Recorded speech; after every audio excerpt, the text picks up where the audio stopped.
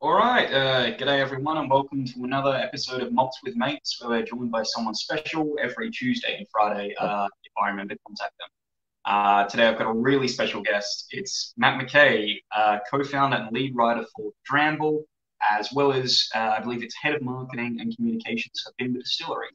Matt, how you doing, mate? Hey, Marcus, good to see you. I'm doing well. I'm doing well. It's really nice to be sharing my end of day dram with someone. Particularly after a day of spending a lot of time on Zoom. So it's nice to be here with you.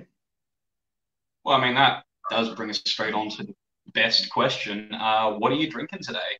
What do you got right now? Straight off the bat, because it's only 5 o'clock, I've gone cask strength. So I have a signatory cask strength collection, Royal Lochnagar. This is a 1991 vintage 20-year-old from a refill butt. That sounds bloody fantastic. That was distilled sounds all right. in my bed. Yeah. Lucky you. Well, I'm not the one drinking it, so lucky you. But I am still on the Westlands. I've been working my way through the range, and I'm on the Sherrywood at the moment. And I really think there's a stunning whiskey. Yeah, they're making some good stuff out in Seattle, definitely.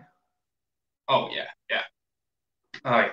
So, I mean, you just said that you had hours and hours of Zoom interviews and Zoom calls, and between the Dramble and Bimber, you must have no time on your hands. Like, how do you spend your days? So, Bimber.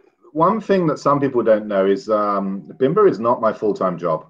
Virtually everyone working at Bimber, certainly the people that you see a lot of, like people like Darius, the founder, we all have day jobs.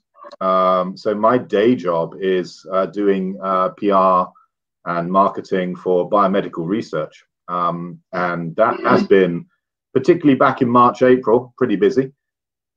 So yeah, I mean, my wife often says, where do you find the time to do stuff, writing for the Dramble, doing your J job, and then also heading up Bimber's PR and marketing side, and increasingly taking on some of their inventory management and cask selection.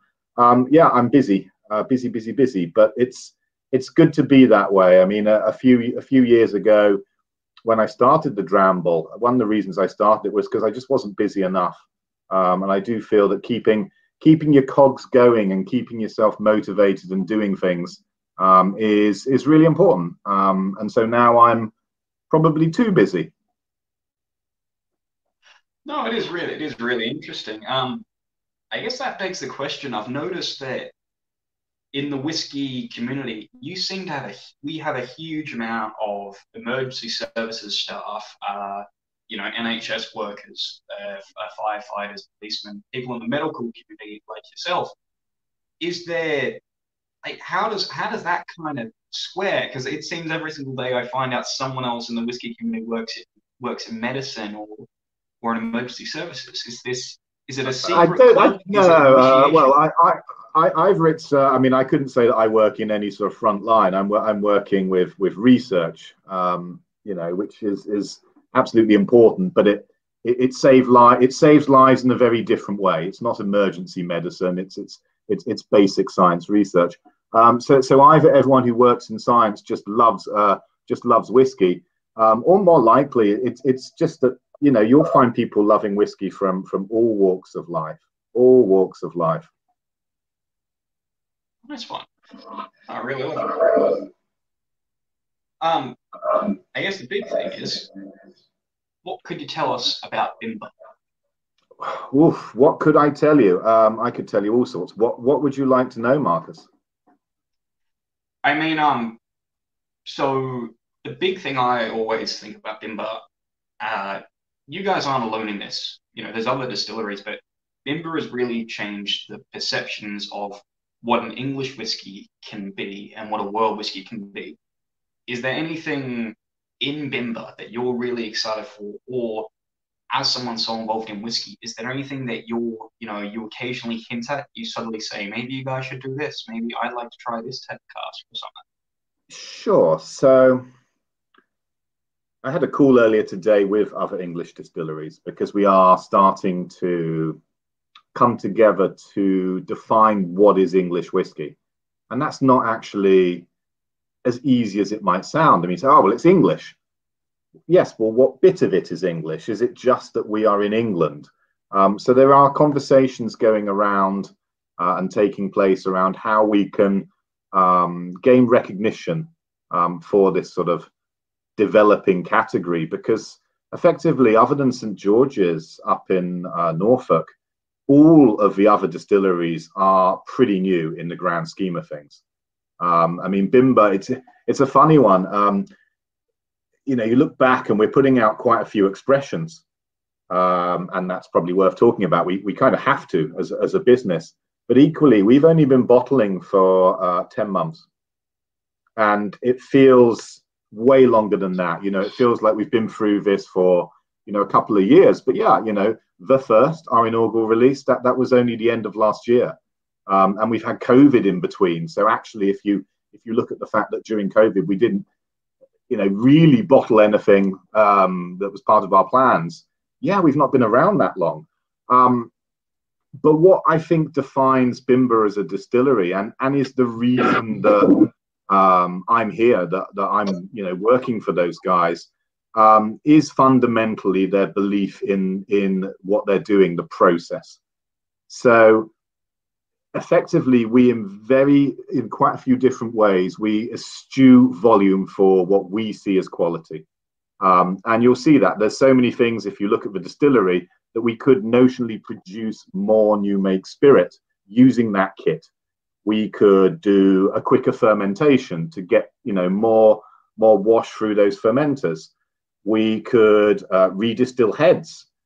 We throw them away because we've got a very specific type of spirit that we're looking to craft. So one of the defining features of Bimber is absolutely how our process creates what people recognize as that distillery character, which I would hope they'd see it as that sort of quite forceful, fruit forward, heavier but lighter, heavier in weight but lighter in style. So fruit forward spirit that works really well with young wood.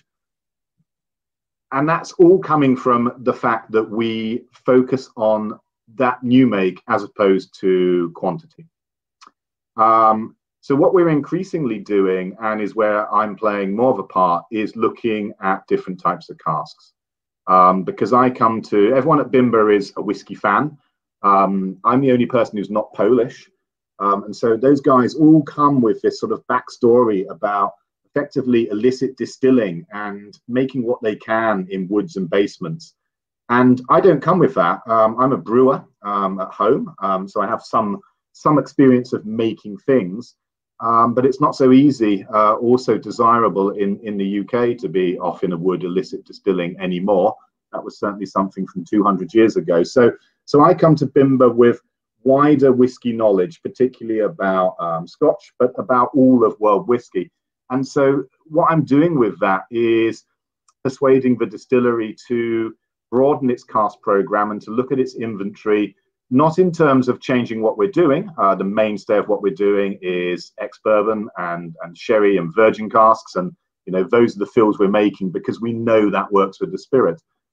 But what I'm looking at and I'm responsible for is some of the more, I'm not going to say interesting casks, because what makes a cask interesting is how it reacts with your spirit.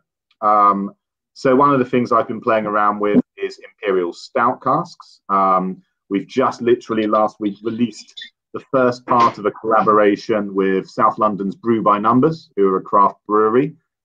They took some of our ex-bourbon spirit and they imbued it into an imperial stout brew that they've made. But at the same time, they'd taken that base brew and they'd put it into some casks of Bimber. So they'll result in an imperial stout that's been barrel aged in the next bourbon Bimber cask.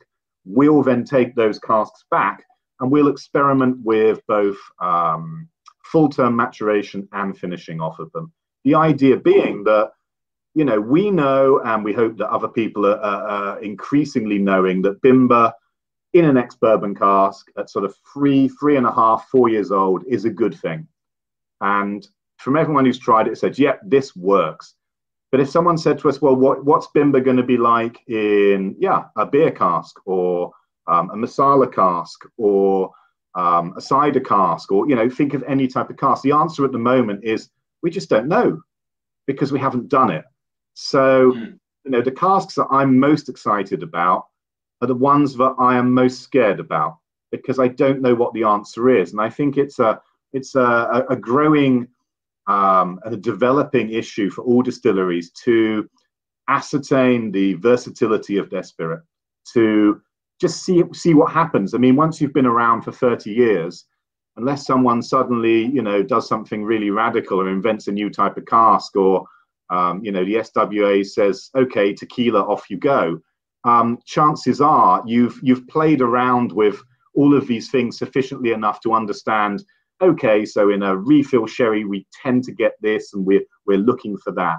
Bimber, we don't know yet. And that's for me, as I said, it's scary, but it's exciting, because I can, when I sit down with, I think last time I did it was about 80 cask samples, and I can tell you which ones of them have the characteristic that we're looking for, which ones of them don't, which ones of them are exceptional.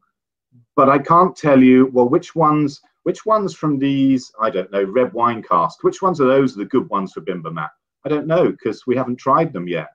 And so you have to build up that knowledge of how you expect your spirit to taste, and then see how you get adaptation within the different wood types, be that precursor liquid, or size, or length of maturation, or temperature. So it's all one big experiment, which I'm very happy to be involved with, because I firmly believe, and as again why I'm there, that the base spirit, that base new make, is of sufficiently wonderful quality that it, as far as I can tell, it lends itself to a really diverse selection of casks.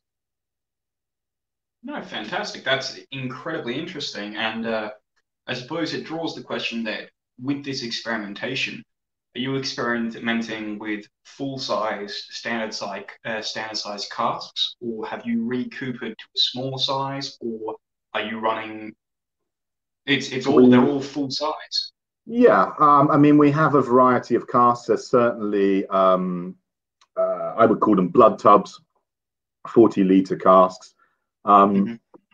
Those are mainly for some of our original private members casks, and we will look to get some more of those in, because demand for Bimber casks is frankly way more than we're able to provide. So we will look at getting more of those smaller casks in the future. And for my money, they're a great thing, because you can get a really quality Bimber whiskey within 3 years.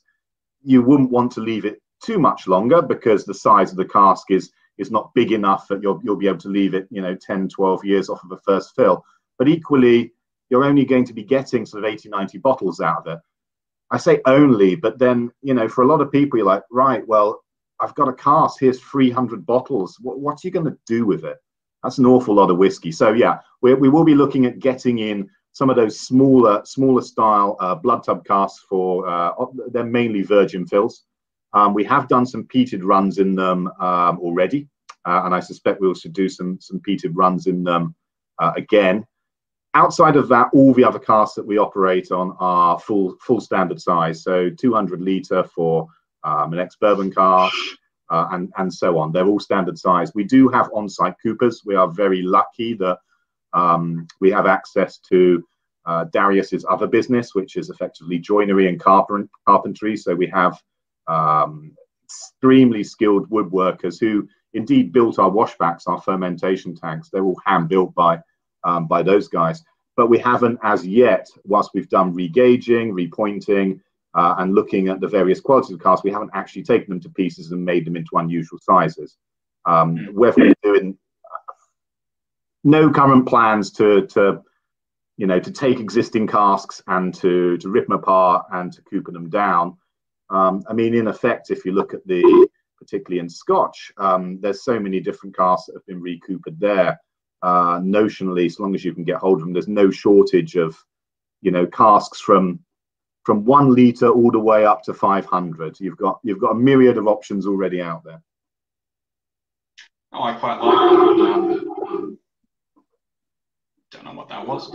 You may have heard that there's a debate raging through Australia at the moment regarding the use of those small blood tubs, anything below the use of 50 litres, purely because it's seen by some that you're artificially enforcing a change on whiskey, and what you're left with is, to the eye of some, is whiskey flavoured spirit as opposed to whiskey itself. Not that you guys are doing that, by all means. Bimber is fantastic. I mean, Mick from Still Surreal has just said your new make is super stuff, which it really is. Cheers, Mick. Oh, Mick's fantastic. Now, you touched on this earlier when you said the demand for Bimber casks is through the roof. I suppose something that Bimber is well known for is that your whiskies do sell out immediately. You have a hour, 2 hour long window to buy them, and if you don't, then you can't. Sadly, some find their way onto auctions in the secondary market. Now, I want to ask you personally, what are your thoughts on, you know, the difference between collectors and flippers? What you're asking me? What I think the difference between a collector and a flipper is? I'm really asking you what your thoughts on flippers. What are my thoughts on it? I mean, I'll take a step back from that. And whilst, you know, I've been there, I mean, before I was even working at Bimber, I am a whiskey fan. I am a whiskey geek. I identify entirely as a drinker. In the words of Phil Story, who I do the SMWS reviews from, the only reason why I have bottles closed is because I have over-accumulated and I can't drink them quick enough. I am and always will be a drinker. I'm not a collector. But there are many reasons why whiskey is really, really popular right now. And it is foolish to not look at the secondary market and see the demand and the profitability of liquid, and to accept that A, it's part of the fabric that we live in, but B, it has helped whiskey gain a reputation. You know, the fact that bottles do go, whether it's, you know, Scotch whisky auctions or it's Sotheby's for, you know, a Black Bohm or you know, a Macallan from the 1920s, those things make headlines. And for better or for worse, that does drive interest. And, you know, I could stick my drinker hat on and say, well, you know, it's bloody terrible. All these whiskies are disappearing off and they immediately get flipped. And in some ways, I do believe that. I don't believe that whiskey is for drinking. But equally at the same time, I feel that I've got a grasp on the market to at least recognize that the secondary market has played and does play an important part in driving wider interest. That doesn't mean that that's what I'm interested in, but equally, you know, I do occasionally buy bottles from the secondary market. But I do see a massive difference in the mentality between a collector and a flipper. At Bimber, I'll do the Bimber thing first, and then I'll do the Dramble thing. At Bimber, you know, we want to see people enjoying the whiskey. We haven't spent that amount of time on the process to, you know, have it undrunk. Equally, we're adults and we, you know, we believe it's your whiskey, you've bought it, you can do what we like with it. So you will see us not postulating about it, but coming up with initiatives to say, guys, open your bottles. And that doesn't mean that we're going to move to a position that, you know, we're not going to out people we see as flipping. You know, it's your bottle, you do what you like. But as a preference, as a business, we'd rather you opened it. And frankly, it'd be quite nice to have a dram with you. You know, that's the type of people we are. We're not collectors. We want to have a dram with you in a chat. It's all good fun. With my Dramble hat on, yeah, I mean, part of me looking at the market, it does play an important part.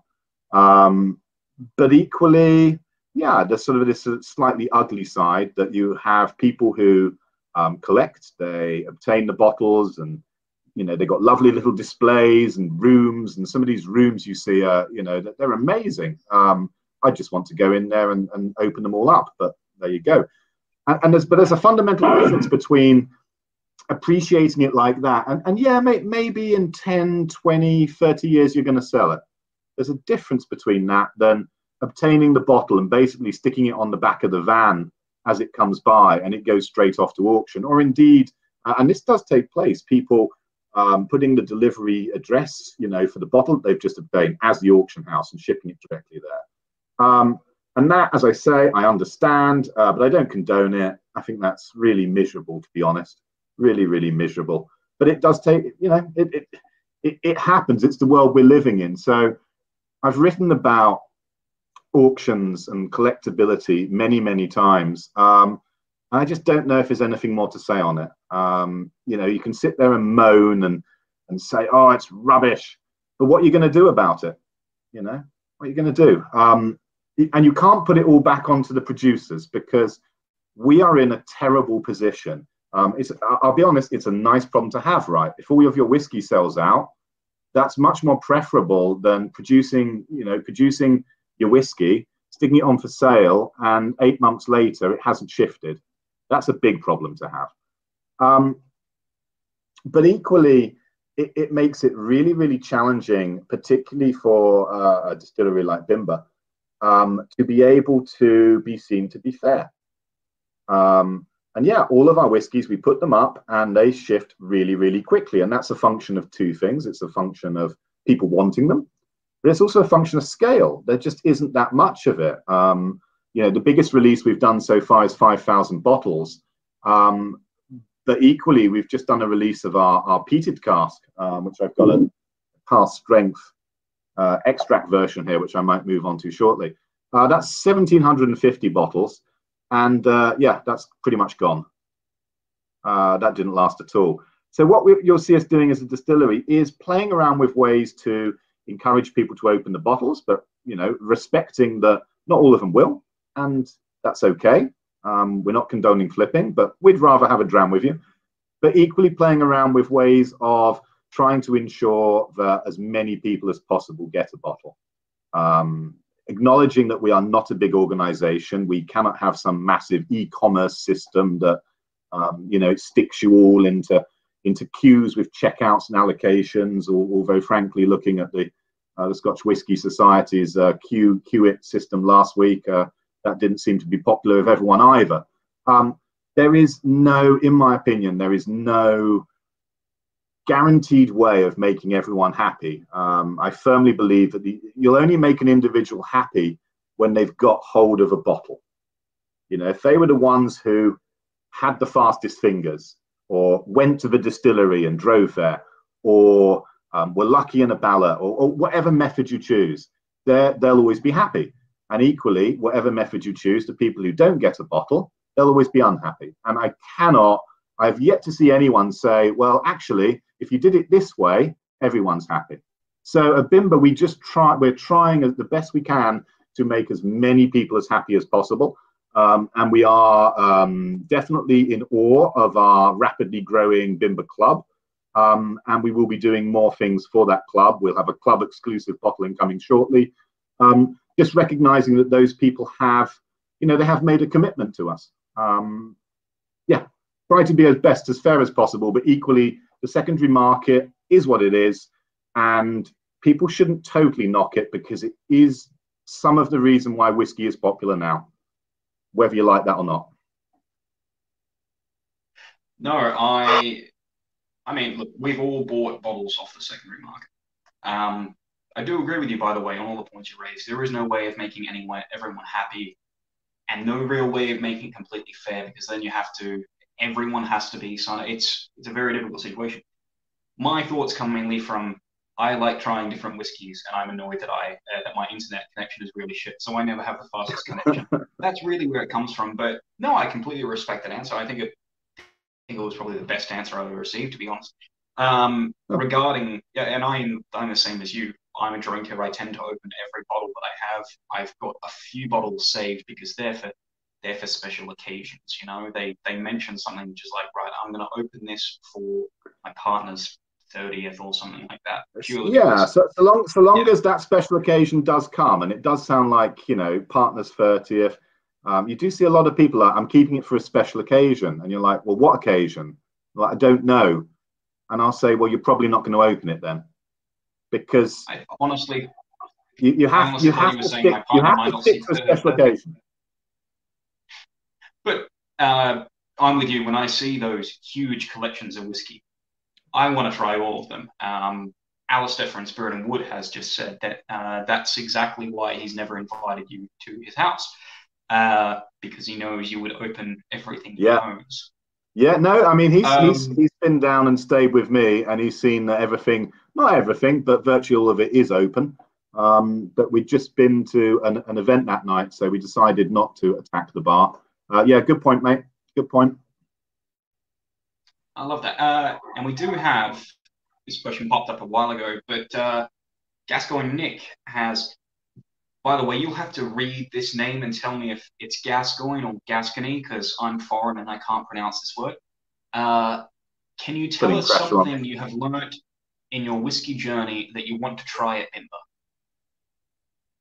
GascoyneNick. So one thing that I've only just sort of tried, but let's see.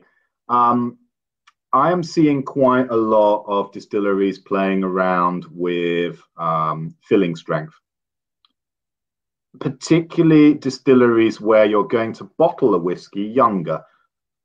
So to give you an example, the new make, the spirit comes off of the Bimber stills at 72%, and we cut that down to 63.5. Standard filling strength. Not to say that there are not distilleries that don't have different filling strengths, but 63.5 is very, very common. I'm starting to see distilleries that are deciding that they are going to bottle something younger. That's not to say young, but younger than say 10 or 12. And so what they're doing is they're cutting that spirit down further before filling it. Ergo, it means that when they bottle it at 5 or 6 years old, because they've filled it at a lower ABV, they can technically bottle that at cask strength, right? Because it's gone in lower, so it's come out lower.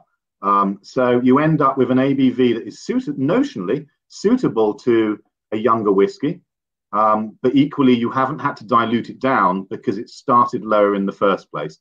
And I find that fascinating. We have not done any of that at Bimber, except I have. I laid down my private cask last week, and without going into any details, because I'm going to keep it to myself until it's something, my cask is the only cask in Bimber at a non-standard filling strength. Because I can. It's interesting. And that's not to say that's actually not to say that I have filled it at lower strength. Let's just say that. But yeah, playing around with filling strengths is something I would love to do at Bimber. One thing that I'm going to be looking at doing probably next year is, and this comes from just a love of whiskey in general, is that from the outside, a lot of people think that whiskey is all about the single cask, is all about, taking this amazing barrel of whiskey, dumping it, not diluting it down at all, and going, here, have this.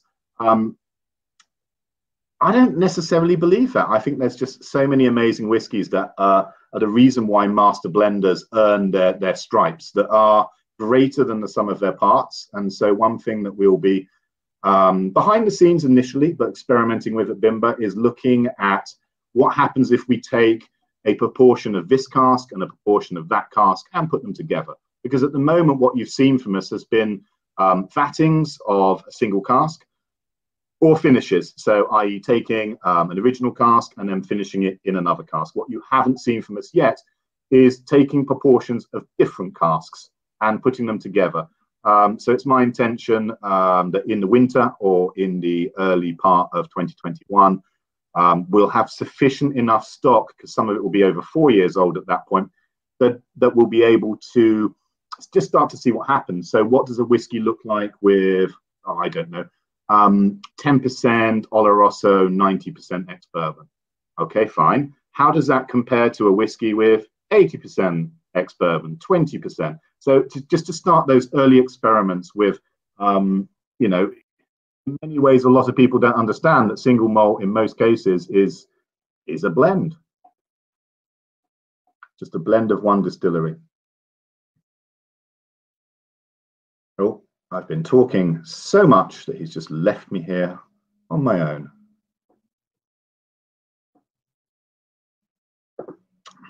So I'll just carry on, I guess. Yeah, so that's two things that one thing I'd like to see at Bimber is playing around with filling strength, which I don't know if we're necessarily going to do, because if it ain't broke, you know, don't fix it. But one thing we are going to do, and does come from a love of whiskey, is playing around with different cask types to create single expressions. So that's very exciting. And then the last thing, which is a product of my love of beer, is the Imperial Stout project that we've been playing around with. I spoke about at the beginning of the show with Marcus. That really excited by that. No idea how it's going to turn out, but having worked with the brewery, we started off and we got some ex-bourbon and some Imperial Stout, and we literally hard mixed them down at the brewery, and they tasted great. So that leads me to believe that if you can just take a component whiskey and a component beer and splash them together, there's no skill in that, as long as you don't tip it everywhere. But if that tastes quite good, then that leads me to believe that once we get those casks back from brew by numbers and we refill them, that it should be something really, really good there. That richness, maltiness, and darkness of the Imperial Stout, but with our light fruitiness and particularly our spice. So I'm quietly confident that that Darius has let me loose on the beer, and I'm going to reward that back. But I hope so, otherwise I'll be in trouble, because I promised him it would work. But equally, it's really exciting to find out what happens with them. So yeah, a few things that I'd like to see at Bimber, a few things that I'd like to see that now we're actually doing. Yeah.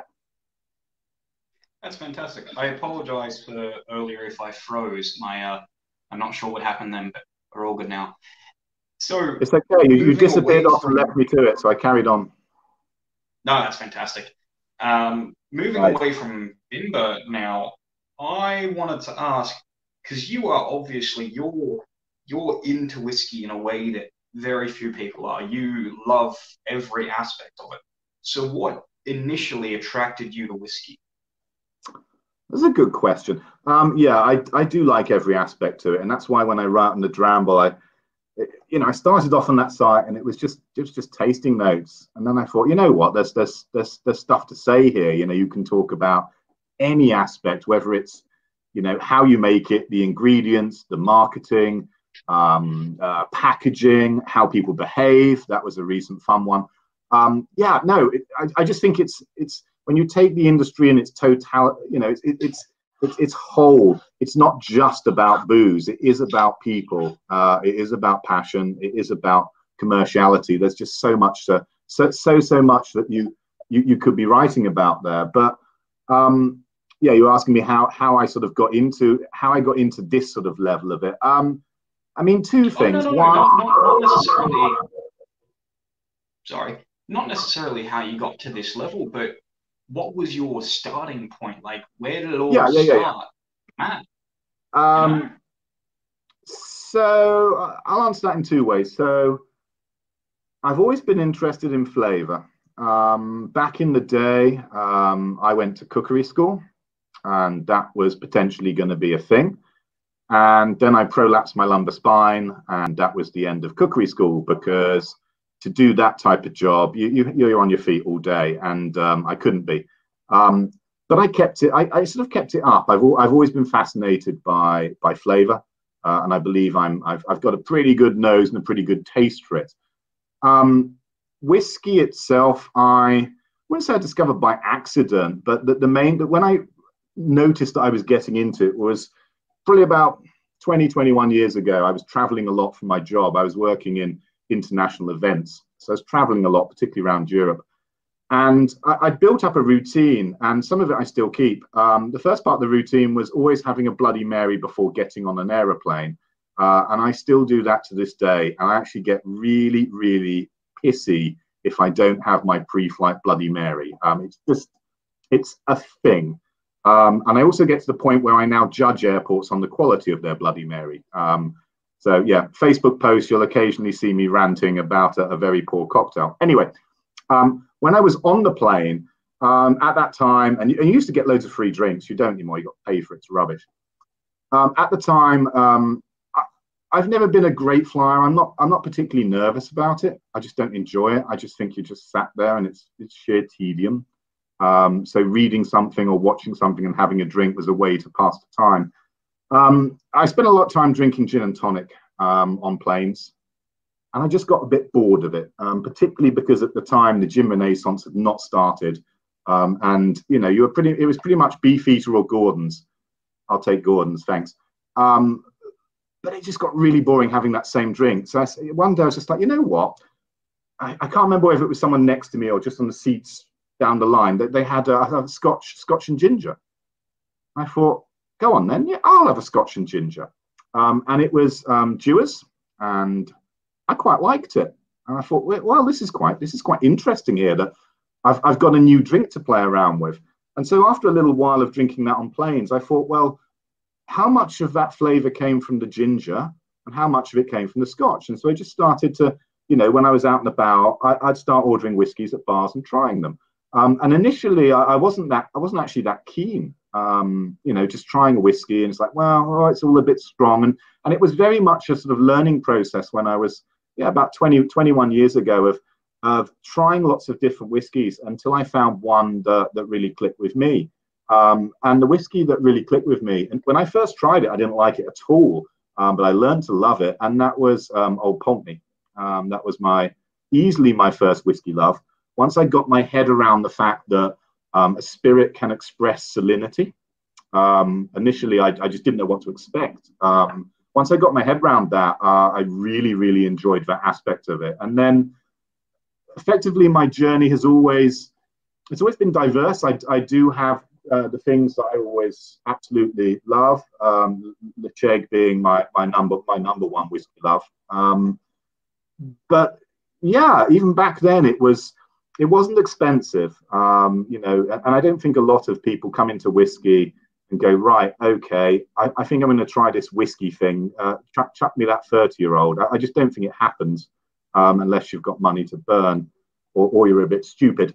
You know, you need to start off with basic things. So a lot of it was just trying the stuff that you could get in a pub, you know, in the supermarket. And yeah, it gradually became more, and it became obsessive, and then actually going to venues because they had more whiskey, because it was something that they billed as, we have a good whiskey selection.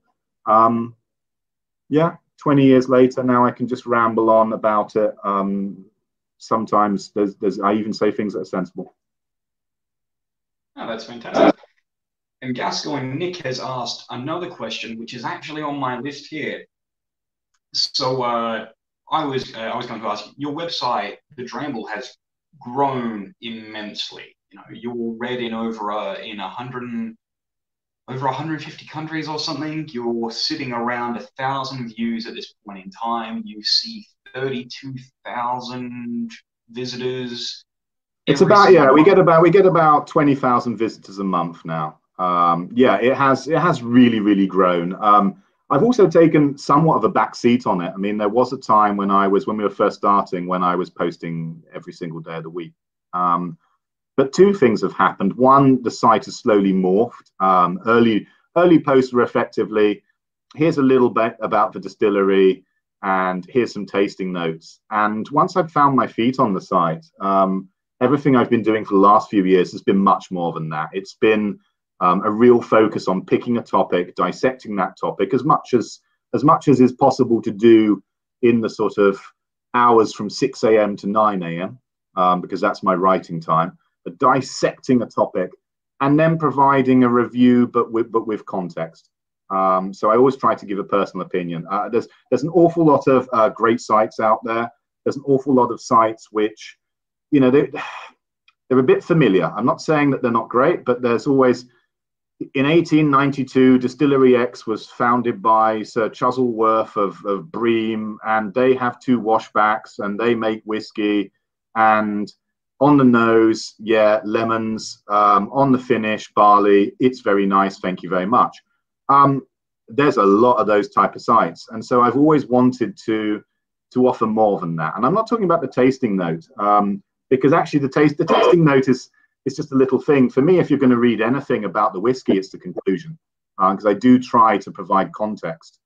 But yeah, I just think there's so much more to write about whiskey than sort of regurgitating that historical point of view, particularly as the relevance of whiskey now is not about where it's come from. And that's not to say we forget the tradition, but there's just so much to write, that I took a slightly different view with the side I was going to write long form. There's not many long form blogs out there anymore. There's a few. There's a lot that just review whiskey and don't start to dig into issues and give personal opinions on it. But yeah, because as I said at the beginning, I now have all these various hats on. I'm posting at most 3 times a week, sometimes twice. But there is quite a lot of legacy content there. So we do get a lot of traffic because, yeah, sometimes I actually look back, pick up a whiskey and go, I wonder what I said about it. Because I think there's like 1,200 pieces of content on there now. It has grown, definitely. Well, that was Nick's question, really. When you read those historical Drambles, yeah, which whiskey and which of your opinions have changed the most, for better or for worse, so to speak? Oh, that's a great question. That's a really good question, and I'd probably answer that in 2 ways. I'd answer that. I'm going to answer it now, and then I'd probably answer it again when I've actually gone back and had a look at a few. Which opinions have changed the most? I am even more convinced than I ever was that water, in a process sense, has absolutely no impact on whiskey. And I know that because I'm working for Bimber and I've seen the water that comes in, and I've read our Thames water report, and then I've looked at the chemical composition of it compared to other distilleries, and because it's also processed, it's exactly the same. We don't have a beautiful waterfall or a lock. But yeah, I've always that's a view that there's absolutely changed, that water is essential, and there's a fundamental difference between processed and potable water, and what you're doing with it. But this idea that you're taking the water from the lock and it makes higher quality whiskey, I don't believe it at all now. Which whiskey has your opinions changed the most on? Interesting. I don't know. This might be a tangential one. It might be Old Pulteney 21. And it's not necessarily my opinion on the liquid. For many years, that was my desert island dram. And nowadays, I don't think it can be, because in my opinion, they've kind of buggered it up. Pulteney and Balblair were always really big favorite whiskies of mine. I felt that the quality was exceptionally good and that the price was at the time exceptionally fair. My view on that has completely changed now, because they've completely changed up their ranges, which they're fine to do, but I find that they're now extremely wood forward. They're extremely modern whiskies, both Pulteney and Balblair, and I like them because they were traditional whiskies.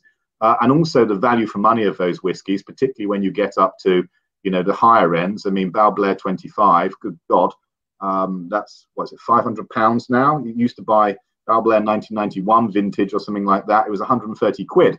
So yeah, I'm not going to say necessarily that my views on that liquid has changed, but my views on the output, the liquid output of those distilleries absolutely has changed, because they're doing things completely differently for a different market. And yeah, I'm a bit old fashioned like that. I thought what they were doing was better.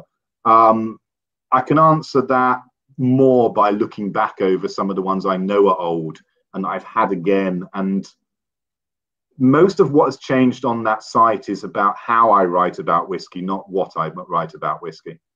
That's the biggest change. And that's something that whenever you're starting a blog or a vlog, you look at any of the big YouTube whiskey say writers, whiskey presenters, and you watch some of their early, even Ralphie, watch some of his early videos, and they're pretty terrible. And it's the same with whiskey blogging. When you start off, you do what you can, and then you get into a groove and you simply get better at it.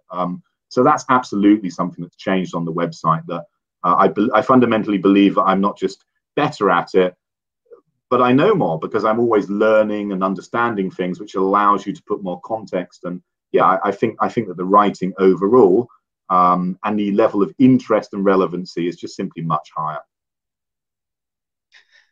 Well, I mean, that brings us on to a question of, we have, everyone in the world reviews whiskey nowadays. There's no denying that. I personally love it because I think the more people talk about whiskey, the better it is for whiskey. And some people will bring their own opinions, which are always great to have, their own tasting notes, and also not everyone's going to have all the facts. So to get all the facts and all the knowledge about whiskey, you need more people talking about it. We have watching right now is Charlie. Charlie has just started her. Hey Charlie, great to see you. Blog. Fantastic. Love the blog. She just did a review of the White Peak you made. But for people like Charlie who are just starting their own blogs, what are some words that you would give for them? What's some advice? Do your research, and then when you've done your research, prepare to give opinions, but not until you've done your research. There's an awful lot of blogs out there that I either don't give any opinions at all, and I think some of that comes from this idea that if you run a blog and write all these lovely things, that brands will send you stuff. Maybe that was true back in the day. I'm going to suggest it isn't true now. I mean, I get sent stuff not because I say lovely things, but because the brand thinks that I have value and reach. Equally, then them sending something, if you look back over the corpus of Dramble reviews, there are absolutely some things I've been sent I wasn't very impressed with at all, and I'll say that. So I would say if you're starting out, get the knowledge as best you can, but then be prepared to give some opinions, because I think that's what will make you stand out. There's so many sites out there where it does end up being, here's a cobbled together copy of the Wikipedia entry for the distillery. Here's a few tasting notes, and tasting notes are great, but they're going to be different for absolutely everybody. We're fundamentally made, our olfactory systems are different. I like reading some tasting notes, but I don't think necessarily that's the most important part. For me, it's the conclusion. It's the, what did you think about it? And yeah, be prepared to go out there and do it. Equally, don't think that you should be doing it for getting free whiskey. There's still people who, with my Bimber hat on, who mail me every week saying, hi, I've got a channel on here or here. And I'd like to talk to my 90 followers about, if you could send me, I don't know, 8 bottles of whiskey, I'll happily do that. Oh, and it'll be £100 as well. And it's just on another planet. You have to let your passion drive you. Yeah, I mean, I still buy quite a lot of whiskey because I want to write about it. So if you've got that passion to do it, if you can back that up with knowledge, research, and an opinion, you're already marking yourself out as doing something different from quite a lot of the blogs who, I think they honestly, both on Instagram reviewers where there isn't actually a review, it's a closed bottle with a glass of whiskey next to it that has somehow come from the bottle that's still closed. Miraculous. Someone's invented a whiskey Coravin that I don't know about. No, just genuine, be genuine, be passionate, give an opinion. But remember your integrity, because if you lose integrity, you can never get that back. That's completely true. And I should point out, I don't charge anything. I've never asked anyone anything for these reviews. Matt, if you could confirm that would be fantastic. But like these, no, it's completely true, mate. It's absolutely true. The check's in the post. Yeah, thank you. Yeah, I'm looking forward to my new Gucci jacket. Gucci is an expensive brand, I think. It is, but the deal was that you put the dramble.com on the sleeve. That's the little branding thing. So do let me know if you're reneging on our deal that I'd provide it, but that you had to wear it promoting my website. Let me know. Yes, I'll make sure I wear it next time. But no, I love that. I think, yeah, what you said, if you're reviewing whiskeys, if you have a whiskey blog, you do need to have that honesty. And you need to be starting it for yourself. It can't be about getting free whiskey, because that's just a bit disingenuous. It's a little bit shit. The other thing I want to ask, you mentioned earlier that Old Pulteney 21 used to be your desert island dram. Yep. I want to know two things from you. What's your new desert island dram? And secondly, what is your whiskey that got away? Interesting. I'll do the whiskey that got away first.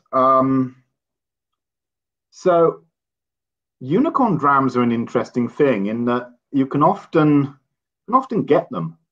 So for many years, the whiskey that got away, and that was my unicorn dram, was Bunnahabhain Old Acquaintance, which is commonly rated by reputable whiskey writers as being the best expression out of the distillery. And I was very lucky that Alistair Spirit and Wood was going up to Oldham Rare a few years ago, and he gladly went by the stand and picked me up a sample. So you get, when you get shows like that, they seem and they can be brutally expensive if you go in there with no plan. But equally, they're an amazing opportunity to try things that did escape you, that missed you by, that you weren't there, that you didn't have the fastest fingers, that existed before you were in whiskey.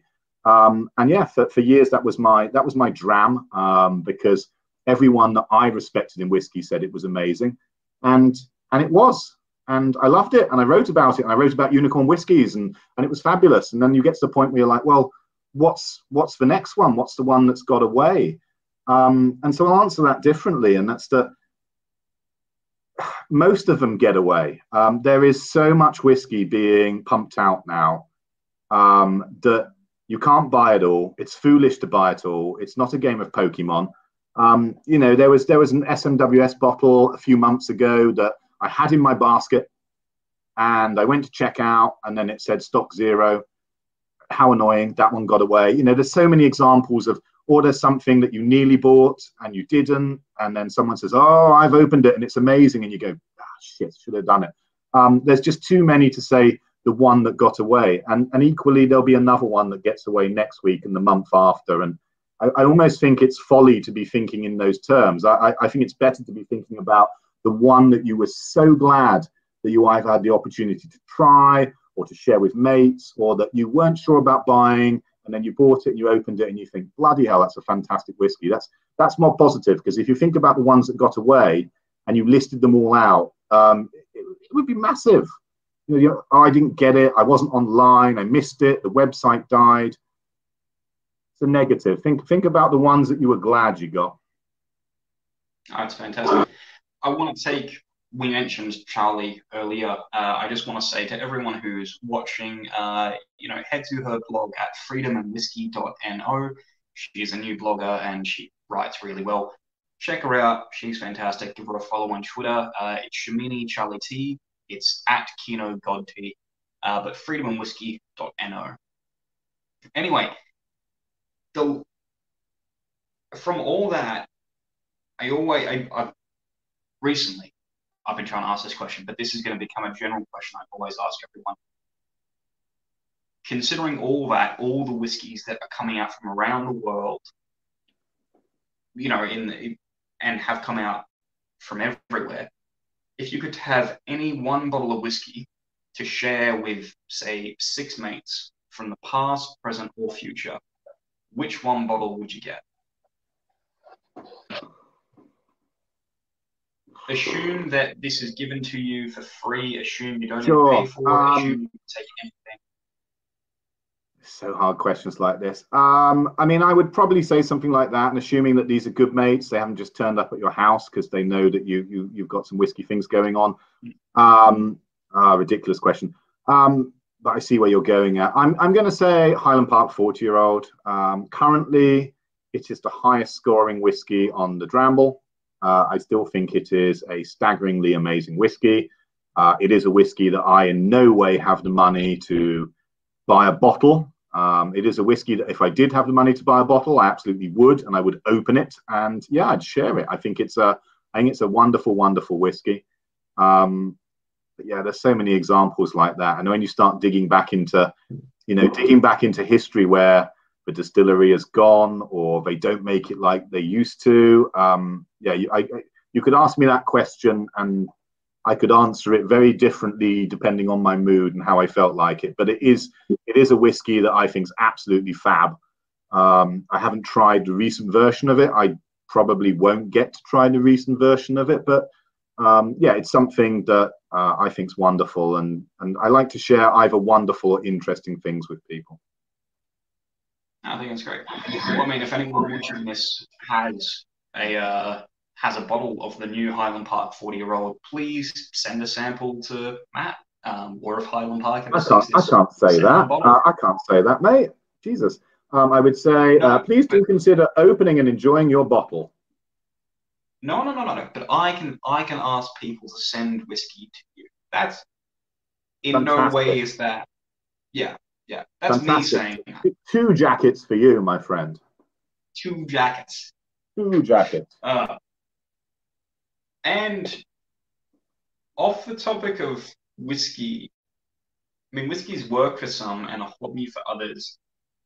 For someone like you, it can be both. It's both. Outside of whiskey, what do you do to relax? Sure. I do 2 things. So I paint. I paint with airbrush and acrylics. I also watch an ungodly number of films. As people discovered when, at the beginning of the year, just before lockdown, I went over to Talk Radio and presented Bimber to the Matthew Wright radio show. And it was a segment that was sort of interspersed with the movie reviews, which I suspect why most people were dialing in, not for me, but for the movie reviews. And that week they had a quiz. And yeah, kind of aced that. I watch a lot of films. So yeah, relaxing for me is not, I'm very different to my wife. My wife wants to, when she's relaxing, disengage the brain. I'm always wanting to keep the cogs going in one way or another. So yeah, you'll find me relaxing, probably with a beer, because beer is something that I don't have an Untapped account. I don't write about beer. I don't rate beer, because it's nice to have a booze that you can just enjoy, and there's no, it doesn't have to be any thought process. You just literally sit back and enjoy. So I have beer is my I'm enjoying a drink, and you'll often find me with a beer, watching a film. Nice. And you mentioned earlier you're a home brewer. Yeah, I've been doing that for, well, since before I was old enough. I love that. And you still do it, right? You still make your own. Yeah, I've got 2 brews currently conditioning now. I do it a lot more, I'm not going to say professionally because it's not, a lot more proper scientifically than I used to. But the first ever brew I did with my dad, and I think I was about 15, and it was one of those brew in a bag kits. And that effectively it says it's good to go, just tip in the water, shut the bag, and in 10 days time or whatever, you'll have beer. And I guess technically that was true, but the reality of it was pretty disgusting. And then a couple of months later, because my dad said, well, we'll just leave it, maybe it will get better.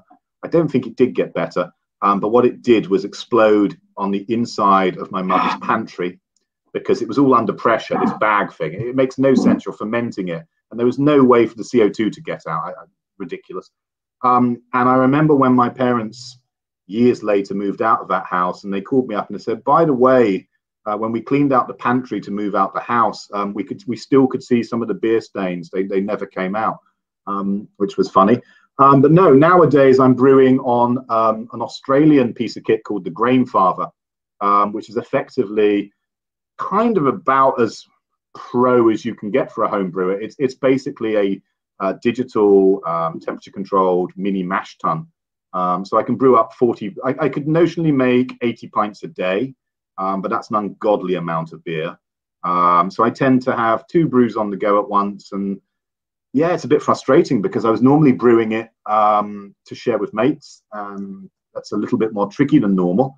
But we're attempting a socially distanced whiskey club meeting, weather dependent, on Saturday. And I've got a West Coast IPA, and then a lime, salt, coriander, and tequila imbued goza.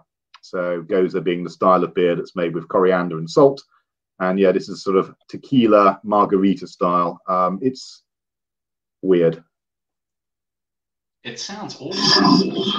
If you like that style of beer with that sort of, it's a sour style of beer, but it's not bitingly sour. But I'm not big on sour beers, but goza I have a lot of time for because the fruit is offset by the minerality. And some of them, you just get this lovely, it goes back to my love of Pulteney, right? Something with some salt in it. It's similar to that. And so, yeah, I've given that a go, and I had to play around with acidulated malt, which is malt to bring the pH down. And it was all a bit experimental. I mean, effectively, if I'm at home making stout, I can make that till the cows come home. The water chemistry here is very suitable for making a great stout. But my wife said, I want you to make something different because lockdown has been tough, and so we can't just drink stout for the rest of the year. That would be a bad idea. So yeah, I've tried a lime tequila goza, and yeah, we'll see what other people think. It's unusual. It's unusual. Interesting. So, our second last question before we move into the kind of quiz and anagram round, which I cannot recall if I mentioned to you, there's a quiz and anagram round. You totally didn't. Brilliant. You didn't. Okay, go on then. I'm sorry. Okay. One jacket so left. GascoyneNick has said, what is the, given you're a major film buff, what is the best whiskey scene in a movie? Poor. Well, you've got certainly an iconic one is Lost in Translation, Suntory time. That has stuck around for years. So that's a highlight. I would probably go for something a little bit. The Angel's Share is a very peculiar film. It's always billed as this comedy heist film in a distillery. And I guess the second half is. But the first half of it is actually a hard-hitting street drama about deprivation. And it got to the bit where they visit Balblair to allegedly steal a cask of the non-existent malt mill. And frankly, I needed the light humor of the whiskey then, because the first half of the film was pretty hard-hitting. But yeah, for me, yeah, I always remember Suntory time because Bill Murray's a legend. And yeah, something like The Angel's Share has some great whiskey focus. I haven't seen the redo of Whiskey Galore as yet. I've not heard amazing things about it, so I don't know whether that's going to appear on my schedule in the near future. But yeah. I apologize for that. I had to hand over the flat key. I forgot that I had locked the door to this room. My apologies. I love that though. The Angel's Share is a great film, and you're right. I don't understand how it's billed as a comedy because it's definitely high. Well, because the second half is quite amusing when they're siphoning it out and playing around. But the lead up to that is, I didn't find it funny. I thought it was a little bit gritty and realism. Film of two halves for me. No, I love that. I'm sure you know of this film, by the way. Oh, dear God. I was thinking of the movie and I immediately forgot the name of it. So I'm going to have to remember it and then message it to you. That one, yes. I know that one well. That one, yeah. Yes. But it's a wine film. This is just going to annoy me. Is it the one with Paul Giamatti when it's a relationships film when they go on a wine tour? Yes, and it's called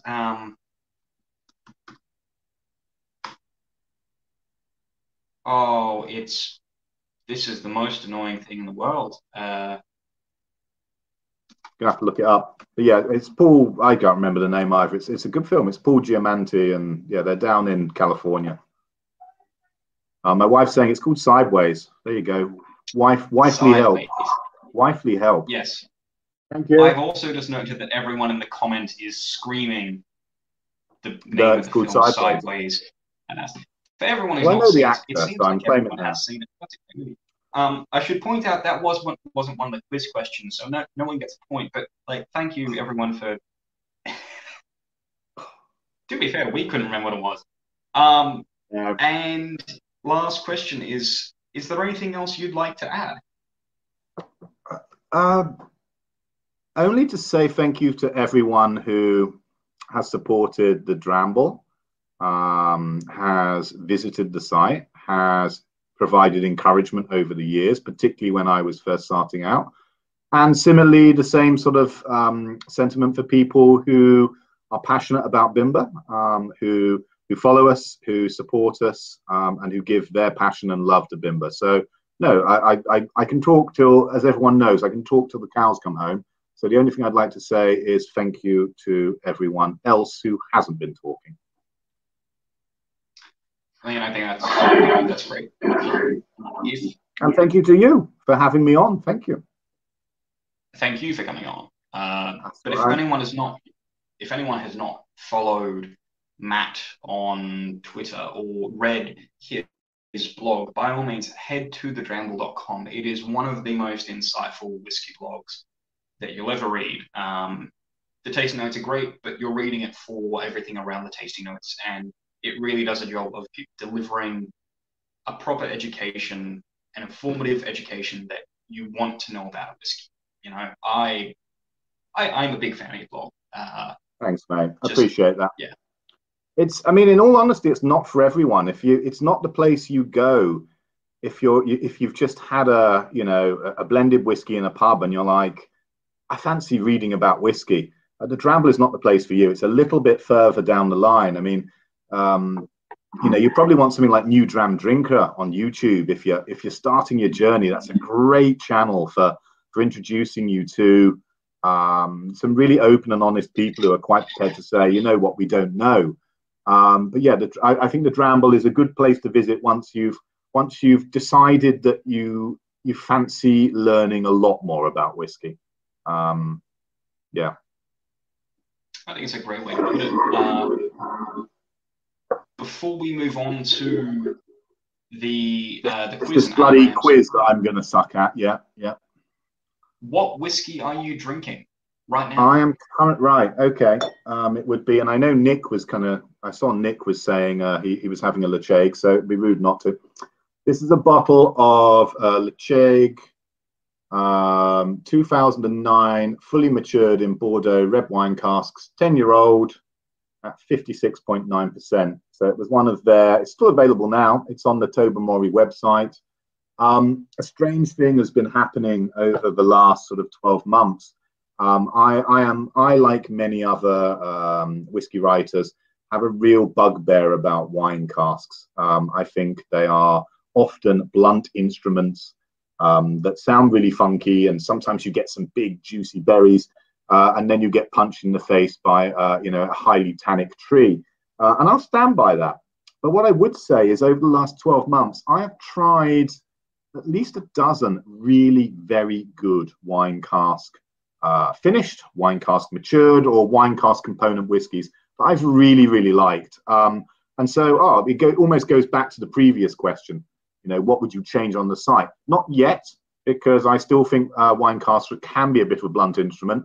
But certainly in what I've tried in the last 12 months, I'm starting to get an impression that distilleries are really starting to get the hang of how much wine needs to be added for flavor and how much is too much because of that sort of tannic, sticky, overbearing quality that removes all of the character from the spirit. So this Lecheg, it is full term 10 years in wine, but it's unmistakably Lecheg. It's full of burning molten rubber, meatiness. It's unmistakably from that distillery, and I haven't written about it yet because I've written far too much about Lecheg, but eventually I will probably pen something about wine cask Lecheg and talk about why some spirits can stand up to wine cask more than others. Peated whiskey being, in my opinion, one of them, because you've got two strong flavors, neither's necessarily going to be easily subsumed and beaten over the head with that red wine. I love that. What are you drinking? What have you got? I'm still on the Westland. Still on the Westland. It was up to here myself. I have a very small whiskey collection at the moment. I've got with the Westland Sherry, the Westland Peated, the American Oak. I've Yep. got a Penderyn and I've got a Macmira Intelligence, but I'm saving those two for reviewing, so I need to not drink the bottles. Right now, my whiskey collection is very small. No, it's the trouble of living in Cardiff and being poor. But you get stuff like that. Still, it's good. It's good fun. It's good stuff. I think if you want to try some really good red wine cask stuff, you really need to get some Australian whiskey. Just saying. What have I got? Well, you say that, sir. This is going to be reviewed soon, and this is Australian wine cask whiskey. So this is I am one step ahead. Yeah, that's in the frame for the next few weeks. I'll be doing something along those lines. Yeah, all over it. Well, honestly, I'm really, really looking forward to that. Hellier's Road is a very interesting whiskey. It's not where I would go, despite the fact that one of their whiskies could have been a contender for the world's best single malt had they sent it in one of their single casks. They did not. That was the, I believe that was the St. Valentine's Peak. I'll have to double check that and send it to you. But if I can ever find a bottle, I'm going to crack that open and immediately share it with you, because it's just amazing, mate. Amazing. Amazing a lot of my experience has come from the Tassie distillery Lime Burners. That's probably the Australian distillery that I've tried the most of. I'm gonna correct you there. Lime Burners is in Western Australia. Is it? Yeah, about 4,000 kilometers away. Oh, it's quite close, but it's not a quiz. It's not quiz questions. So this is not a quiz question. Fine. Fine. Anyway, yeah, Lime Burners is probably the Australian whiskey I've tried more than most. But yeah, it's not a category that I can claim to be obviously any type of knowledgeable person on, which is why you won't find very much on the Dramble as yet. Learning to be done, particularly geographical learning.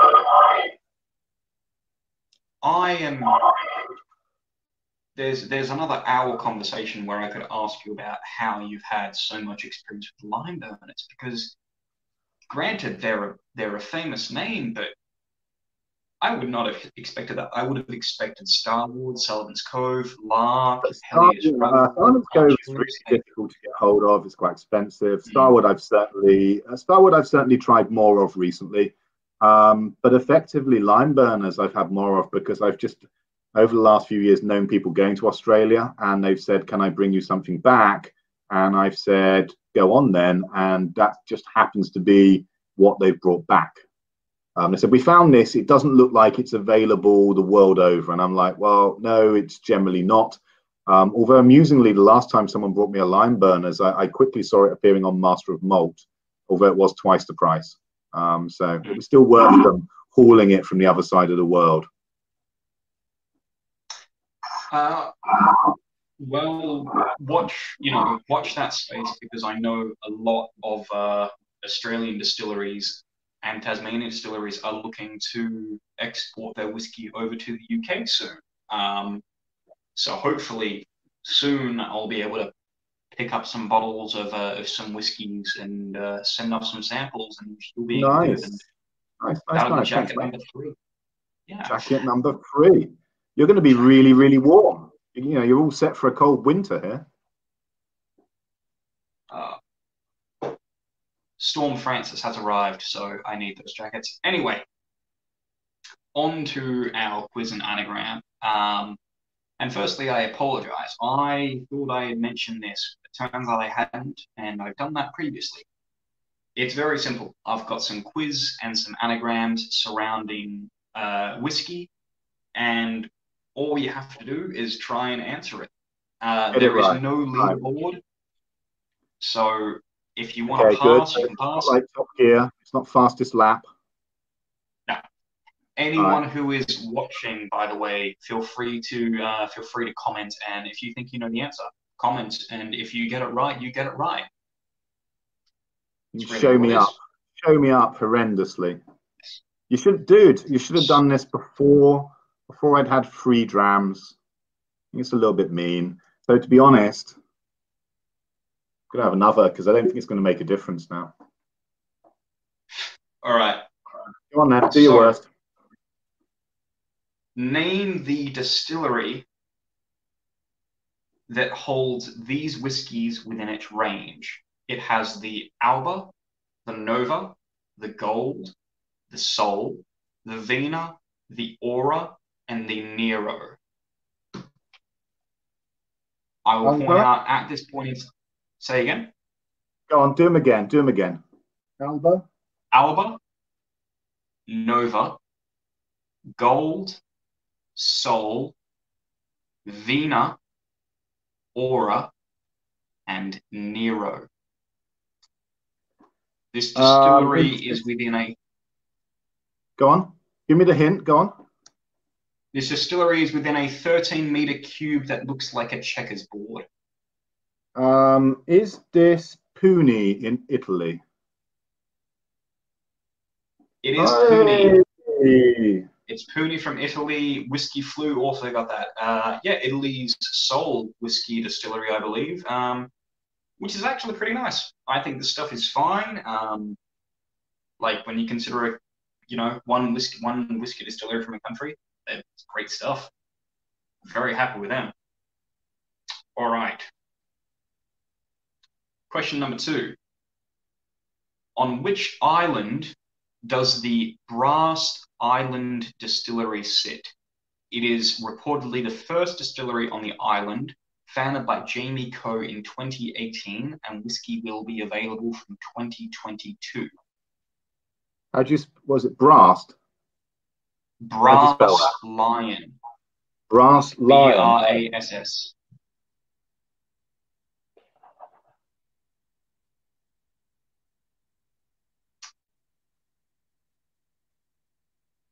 This is not European.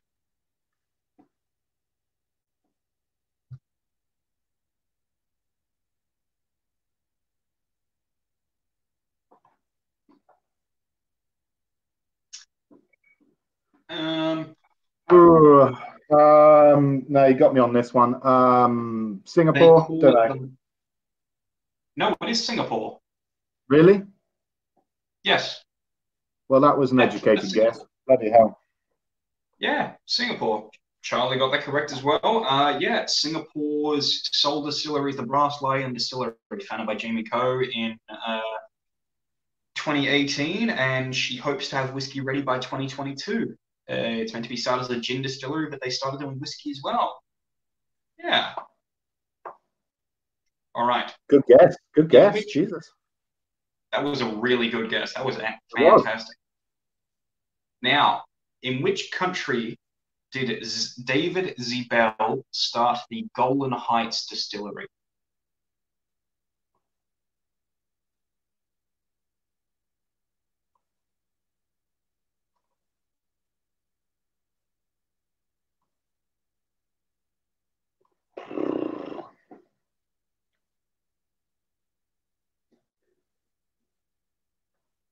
South Africa? No, there's one other distillery in this country. I believe they released their first whiskey at the London Whiskey Show in 2019. This is not Europe. This is not Israel? Asia. This is Israel. Yeah, the Golden Heights Distillery. Right. Israel, right. Yeah. Meant to be really interesting. I've not tried it, but I've heard good things about the new make, so I'm excited about that. I think that'll be cool. All right. Which distillery uses 100% South African yellow maize to create its whiskey, which is matured in 2 first fill ex-bourbon barrels?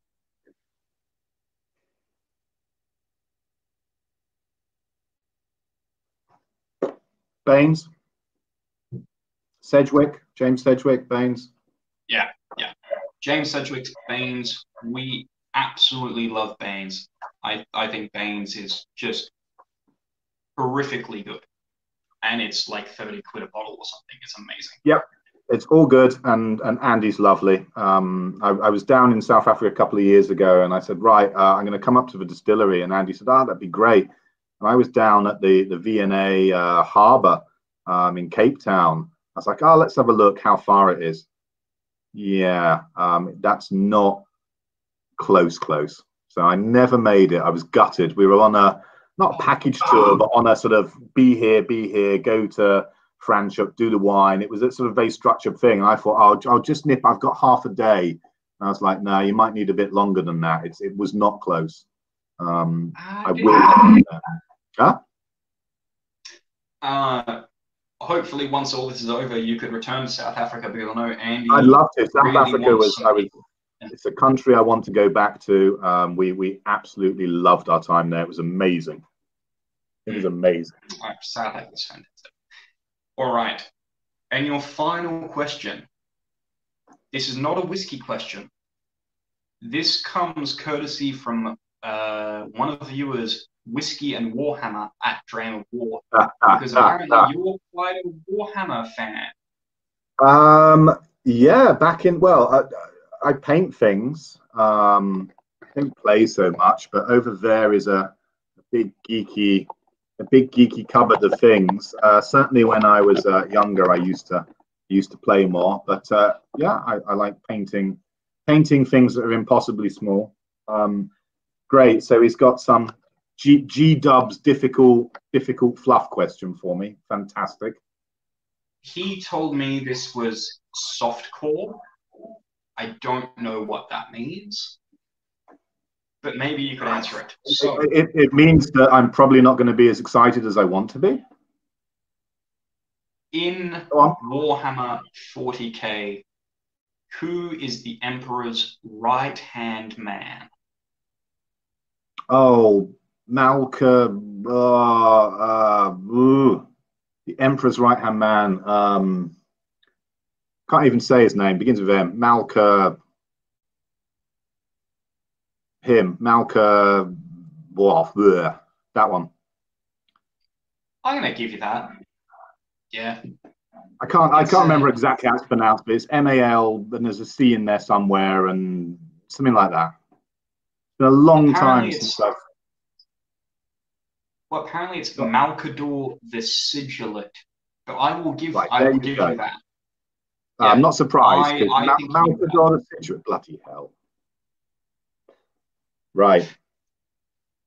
Well, that Good was enough. That was the fan question, courtesy of @Dram of War, Whisky and Warhammer. Because I was informed by a few people that you were a big brewing homebrewer and Warhammer fan. So I thought I'd get a question in. And I'm more a brewing fan than I mean Warhammer. I do paint them, but I don't get enough time to read it. I'm still fairly impressed with myself. I did know who he meant. Well, look, currently you've got 100%. You've got 5 out of 5 currently. So, I mean, let's see if we can break that streak with the anagram round. Yep. The anagram round is very simple because you're you. I looked up a couple of countries that produce whiskey, and I made anagrams of their names. None of these countries are historical whiskey producing countries. You know, they're not the big 5. They're outside. So they're all anagrams of country names? Yes. Not distilleries, just places in the world. Country names. I will tell you a distillery from each country as well as it comes up. Okay. All right. Yeah. Your first anagram is the De Molenbeek distillery is in Limebug.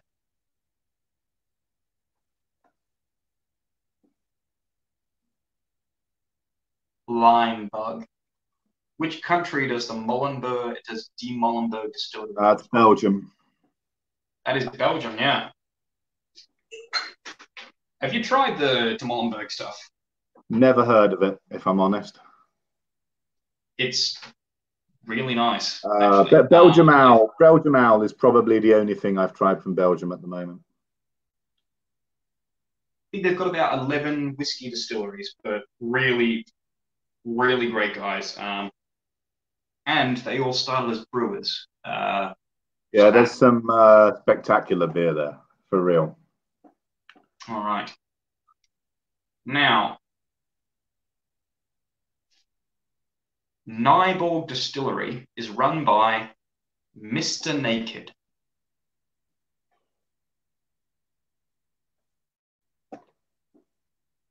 Mr. Denmark. Naked. Denmark. It's Denmark. Yeah. I'll be honest, I know I've definitely tried some whiskey from Denmark.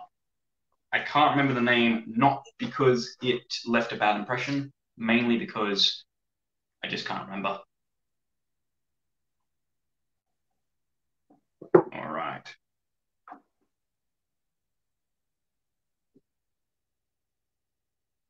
So,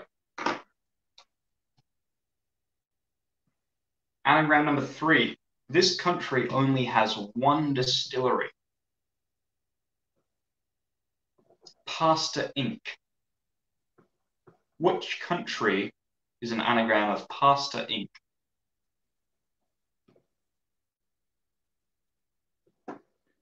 Oh, it doesn't jump out at me immediately.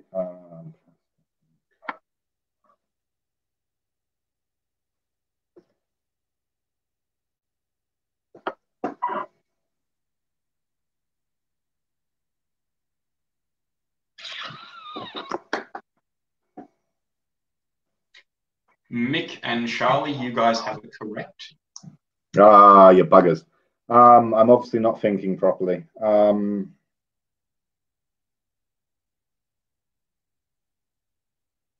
This is one of the last countries in the world you make whiskey. One of the what? One of the last countries in the world that you'd expect to distill find whiskey. Yeah. Mm.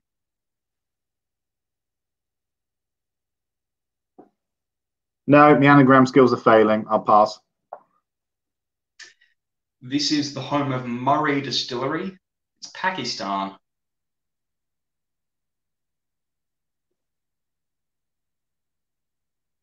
Of course it is. It's bloody obvious. Don't worry. There's always one.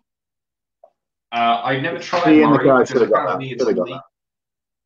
Well, apparently it's illegal to buy Murray whiskey outside of Pakistan for some reason. Okay, that's pretty protectionist trade policies. I mean, you know, like everyone has their own ways. So, Broken Bones and Kursfix come from a country that is Slovenia. Slovenia. Yes. I didn't even have time to have a drink.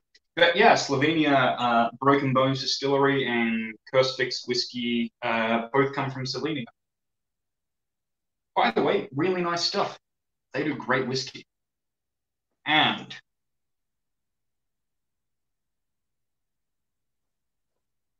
your final anagram. This country produces a whiskey made of lizards and one newt.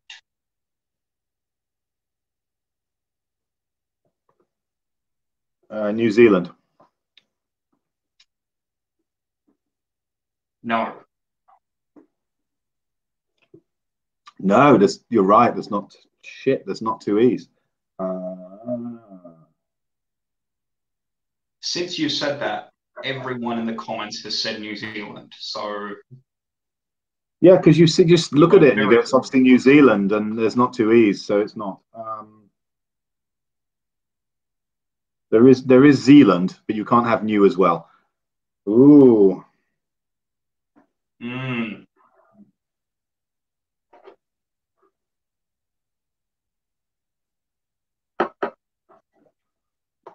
And what do they produce? What's the distillery? Langerton.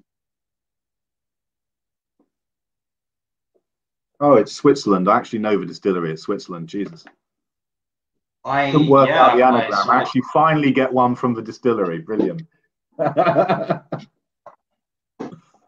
No, you did really well on that. Considering that I did forget, and I'm very sorry about that.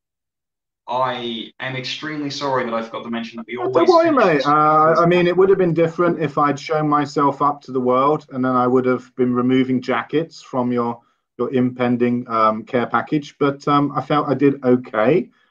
So you're all good, and it was an okay surprise. Well, I told you earlier that there's no leaderboard. There is a leaderboard in my head, and you got 9 out of 5, 9 out of 10. I was about to say 9 out of 5. 8 maybe. 8. One you had to help me with. That's true, but I did give a very difficult question first. But I'm going to call it 8.5 out of 10. Lovely.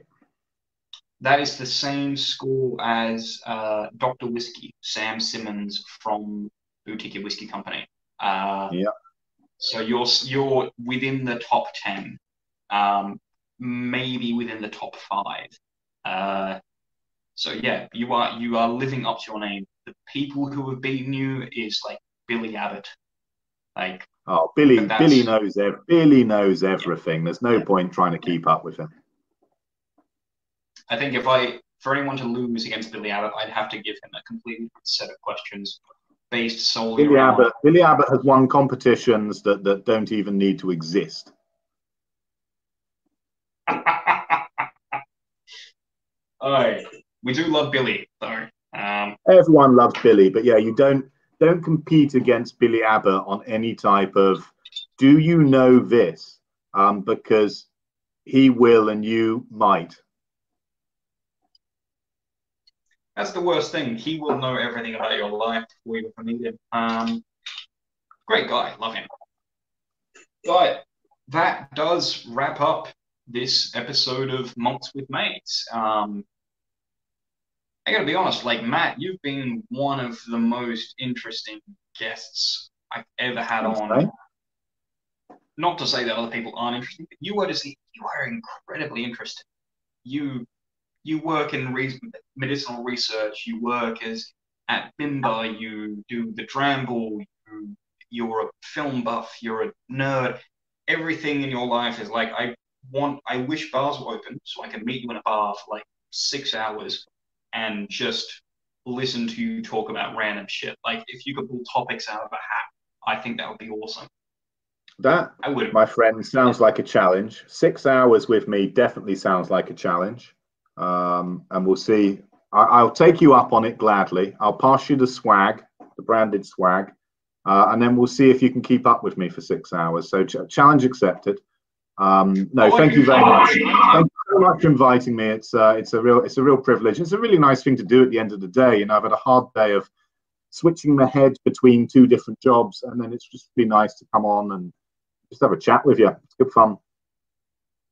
No, it's been awesome having you on, mate. We always love having people on, and interesting people like yourself always make it just amazing. But yeah, to everyone who's watching live and in the future, this has been a great edition of Malts with Mates. If you want to see more from Matt, you can go to thedramble.com. I should have that somewhere in the comments here. There's thedramble.com. It is thedramble.com. Very much is. There we go. Thedramble.com. And you can follow him on Twitter at, is it the Dramble? At the Dramble. At the Dramble. At the Dramble. And or your either that or your regularly, if you see any sort of written communications, tweets or newsletters or anything like that from Bimber, that's me. So if there's any typos or spelling mistakes in that, then you know why, because it's me. But yeah, you'll also find me at Bimber Distillery or Bimber London, depending on which social media account you're at. So yeah, all over the place. And thank you guys for watching, and beating me at the quiz. No one beat you at the quiz, by the way. You did. That's only because by Billy a Abbott million wasn't much playing. more. It's only because Billy wasn't playing. Billy doesn't watch these. He's too busy absorbing knowledge from something. He He's too busy watching a TED talk. He is the and knowledge learning about whiskey sponge. Absolutely. He really is. But no, it's been fantastic, everyone. And with that, we will close. To everyone who's watching, thanks for tuning in, and we hope to see you next time, guys. Slanch and goodbye. Cheers. Thank you all. Thank you, Marcus. Appreciate it.